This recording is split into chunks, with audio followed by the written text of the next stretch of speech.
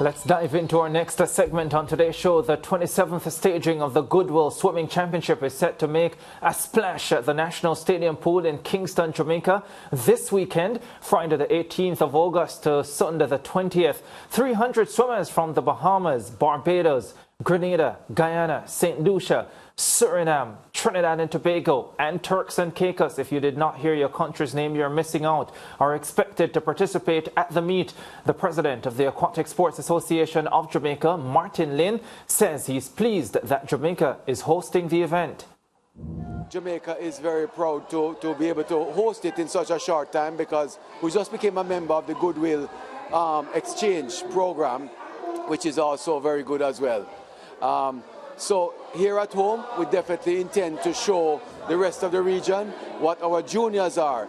And the importance of the Goodwill Games is that it is a lower level of participation, but it gives our swimmers at a younger age the opportunity to see what they're going to do later on at Carifta levels, at CC-CAN levels, at Pan Am levels, at Commonwealth levels, and Olympic levels, moving all the way up the ladder.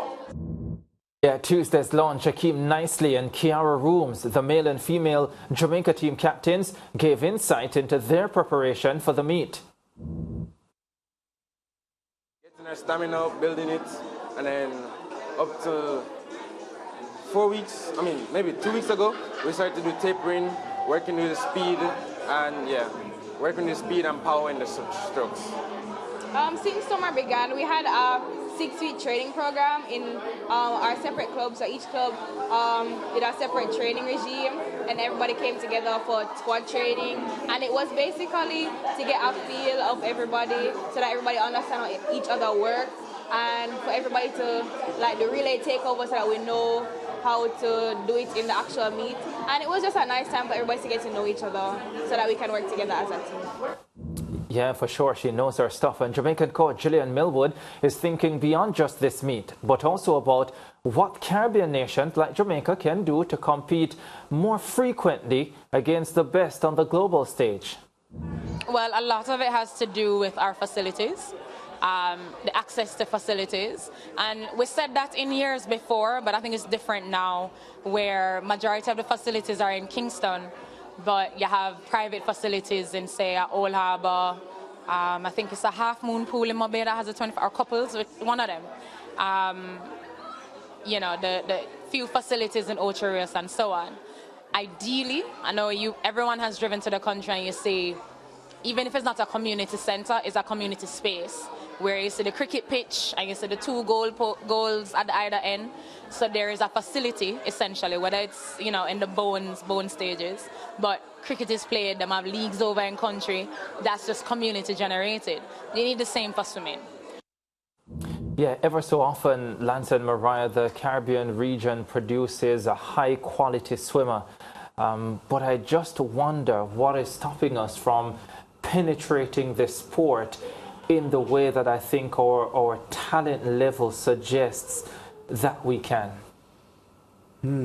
That's a tough one, Ricardo, because you've hit the nail on the head that over the last 3 or 4 decades, the Caribbean has produced intermittently world-class swimmers. George Bovell had a bronze medal in the 200 individual medley at the 2004 Athens Olympics. No more medals in the swimming pool for the Caribbean, but we've had swimmers who have gone to finals or almost got to finals, got to semi-finals and so on. And it is obvious that the region has produced swimming talent, but to go the full distance to medal at Worlds and Olympic Games. Well, Alia Atkinson had several World Championship gold medals and a world record as well, or 2 or 3. But she has been alone as a World Championship gold medalist. Jordan Crooks from the Cayman Islands has now joined the fray as well.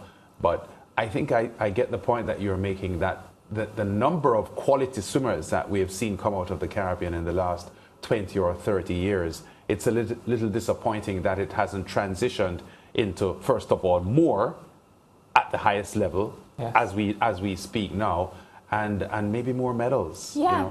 And Trinidad and Tobago, we have no excuse. We have the National Aquatic Center. And I think it's one of the best facilities that I've seen. I had the opportunity, of course, to be there. And I think we as a country, we could do better where that is concerned, because we have the facilities many a times when people discuss they aren't able to produce athletes in particular disciplines. It's because they don't have the facilities. Back in Trinidad, I think we should actually be competing for all these swimming medals. Yeah, very much the case. I agree with you. The facilities are fantastic in Trinidad and Tobago, and not just for swimming, but several other sports as well, including cycling for sure. Cricket, cycling, and tennis. They have a world-class tennis center in Trinidad and Tobago. Yeah, that's close as to well. where I live. Oh, really? Yeah, and you don't play tennis. That's so unfortunate. By the way, the Goodwill Swimming Championships will be on SportsMax live this weekend, starting on Friday. We'll be live again on Saturday and Sunday. And if we're talking about breeding world-class swimming talent, this is where it all begins. 10 nations from the Caribbean region taking part at this event, and we'll have it live on SportsMax and the SportsMax app.